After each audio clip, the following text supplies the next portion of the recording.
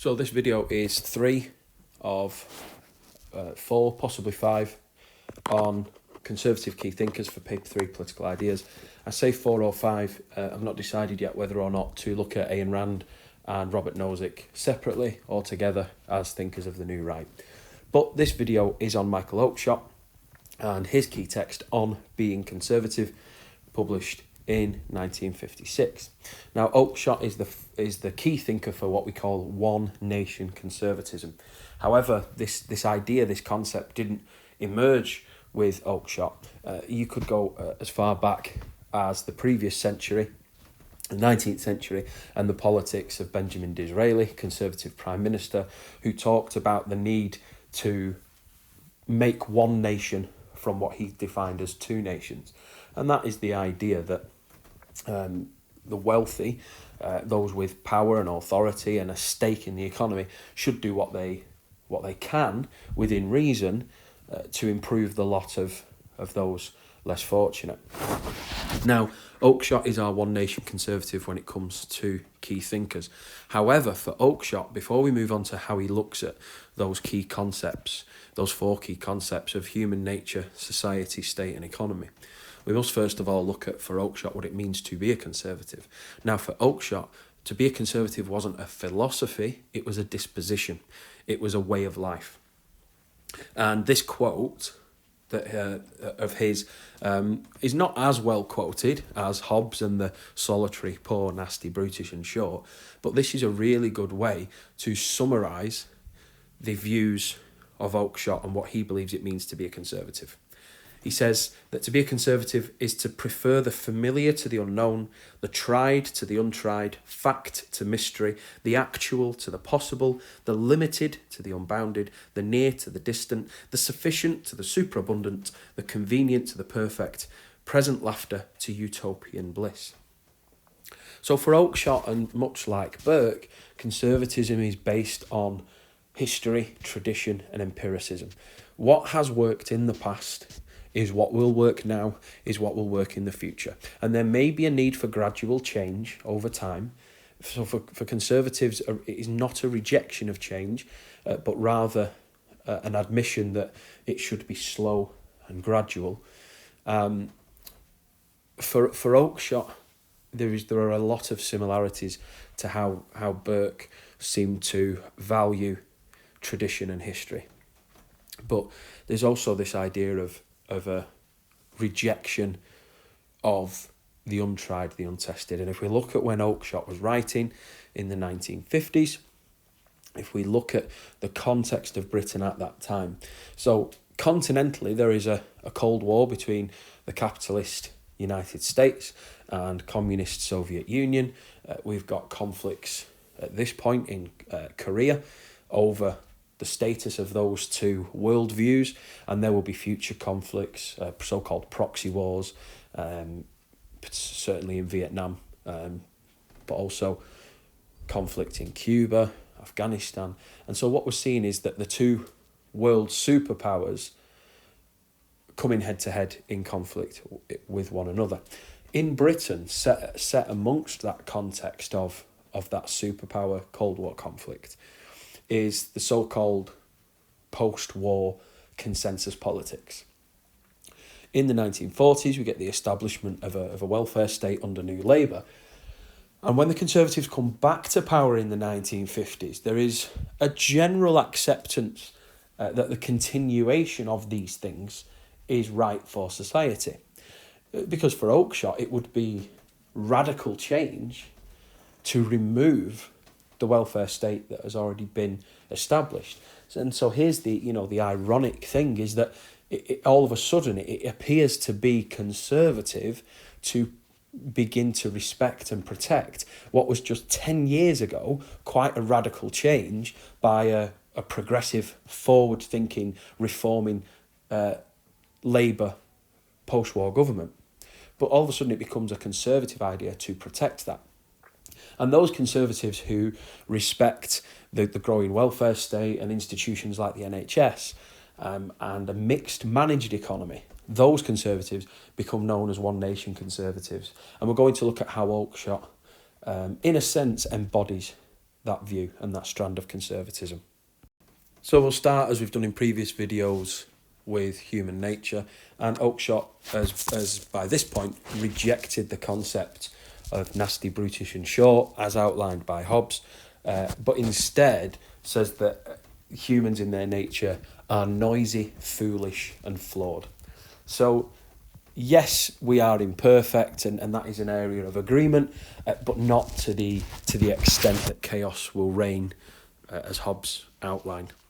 So for Oakeshott, there is a scepticism, but he thinks that this idea of brutal chaos reigning in the absence of a sovereign, he thinks that is exaggerated. For Oakeshott, we human beings are fragile and fallible. We are prone to making mistakes. And again, there is a similarity there with the scepticism of Burke and the pessimism of Hobbes. And so because of our natural fallibility, our inclination to make mistakes, he believes that we human beings are much more willing to prefer the known, even if it is imperfect, to the unknown. Because we are self-aware and we as human beings are aware of the mistakes that individuals but also humanity has made previously, it is much better to accept an imperfect known than a utopian unknown. And much like Burke, this scepticism is linked to and rooted with tradition and hierarchy. And so for Oakeshott and many One Nation conservatives, that respect for established institutions and for hierarchy and for that natural inequality between those with wealth and power and those without, that is acceptable and that is to be encouraged, because in those societies where those with influence and power exercise it over those without, because of that, what you've got is a more benign and benevolent human nature. And so the better of us is seen when conservative principles, a respect for tradition, a respect for the established Christian morality, that brings out the best in us. And Oakeshott's view of the state is rooted in scepticism and pragmatism. So first of all, we'll talk about pragmatism, the idea that the state must react in the appropriate way to situations as they develop without having an end goal. So to give an example, the idea of establishing wealth equality for Oakeshott is not pragmatic. There is an end goal there. There is a dogmatic end goal to end wealth inequality. And that will lead to mistakes being made by the state.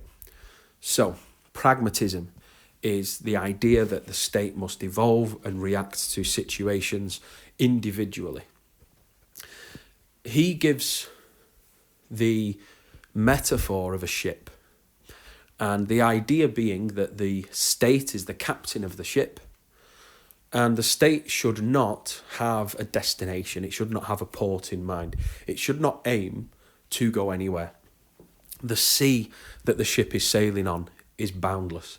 There should not be a destination, and he is wary of any politician that points out a destination. The only role of the state is to keep the ship afloat, and that again is that idea of gradual change, a rejection of radical change for the sake of it, certainly when it's ideologically inspired, rather keeping the ship afloat, gradual change when it is needed. And that is where pragmatism and scepticism come together for Oakeshott. The state should react in the way that is best suited to the circumstances rather than having an end goal. Now that's going to be very different to the thinkers of the New Right, because when Margaret Thatcher becomes Prime Minister, just over 20 years after this was produced, Margaret Thatcher has an end goal, and that is privatisation of industry. And so there is a lot of difference here between the role that the state should have in that 20 or so years between the work of Oakeshott and the policies of Margaret Thatcher when she became Prime Minister. And that concept of keeping the ship afloat is why One Nation Conservatives begin to embrace the welfare system and the NHS, because to have that end goal of removing those welfare practices, that is setting out a destination, that is setting out a place for the state to end up. Now, for Oakeshott, gradual change is necessary. If the NHS is working for the benefit of society, then it is not a wise move to say, well, on an ideological level, we oppose this. Or the same could be said of the welfare state. If the least well-off in society are getting better off, then that is good for society as a whole, more likely to maintain stability and law and order, and therefore to ideologically pull back that state support would be foolish. And we'll move on quickly to Oakeshott and society.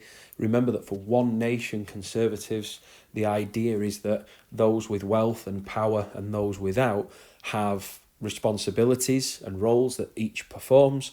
And the idea is that if those roles are carried out, it will create bonds of affection and create one nation rather than two. That is not to say that a classless society and an equality of wealth will be created, because Oakeshott rejects that out of hand because it's an ideological destination. However, One Nation Conservatives believe in the idea that both nations, the powerful and the powerless, the wealthy and the poor, have roles and responsibilities in society, and if they perform those duties to one another, it will lead to social cohesion. And this scepticism that Oakeshott keeps coming back to is reflected in societal change. So change in society should be gradual. It should be based on evidence and what has worked previously. Remember that Oakeshott prefers the tried and tested to the unknown, which may explain why the modern day Conservative Party are in the late 80s telling schools that they cannot, and I quote, promote homosexuality, but by the 2010s, many of their MPs are voting in favour of same-sex marriage. Because slow societal gradual change, it is in the interests of society, it is in the interests of order and stability to allow same-sex couples to marry, whereas in the 1980s, it was judged by the government of the time that it was in the interest of order to promote so-called traditional family values. And by that we mean a nuclear family, ideally a married mother, a married father, and children, all of the same, the children of the same genealogy. And that fits in with this idea of changing social attitudes and the government slowly, gradually changing what is and isn't happening in society, or can and cannot happen in society, based on what has been tried and tested and what works. What Oakeshott argues against is the idea of change based on nebulous ideas. So the idea of changing a person's individual rights from an ideological perspective, because it's believed to be the right thing to do, rather than it is shown to work. For Oakeshott to do it based on the idea rather than it working in practice is not advisable. And finally, the economy. Now remember that Burke was very much wedded to the free market, but we see with One Nation Conservatives a big sort of a movement away from that. We'll talk first, though, about a similarity and the respect for private property. Oakeshott shares that same respect as Burke does. What Oakeshott goes on to say is that if private property can be extended to more people, it gives them more of a stake in society, and the extension of private property throughout society should be encouraged. The more people that have it, the more people will respect it and try to protect it. And that is one similarity that we will see with the new right thinkers, although they take it to another level. But in terms of the context, what has happened by the time Oakeshott is working and by the time the One Nation branch of conservatism has emerged, is a welfare state established after the Second World War. And One Nation Tories slowly begin to embrace it. The Conservative Party generally, certainly Winston Churchill, were in opposition to the sort of the radical creation of the NHS. But when the Conservatives come back into power in the 1950s, no serious attempt is made to remove it. Because remember that for Oakeshott and for One Nation Conservatives, you must look at what works, what has worked in the past. And if the evidence is there that society is more harmonious as a result of the creation of a welfare state, then it should not be radically changed out of simple ideology. And that is why many One Nation Conservatives begin to embrace a so-called mixed economy, the Keynesian economics of the post-war period.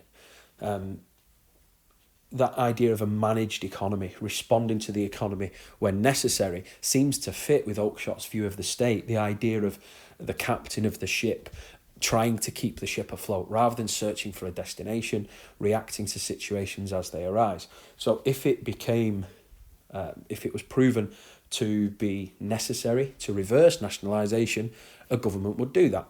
If it had proved not to be necessary, then the government would not act. And so that pragmatism of the One Nation Conservative leads to a respect for what has worked in regards to a welfare state after the Second World War. That is going to radically change with the new right, which will be the subject of our next video.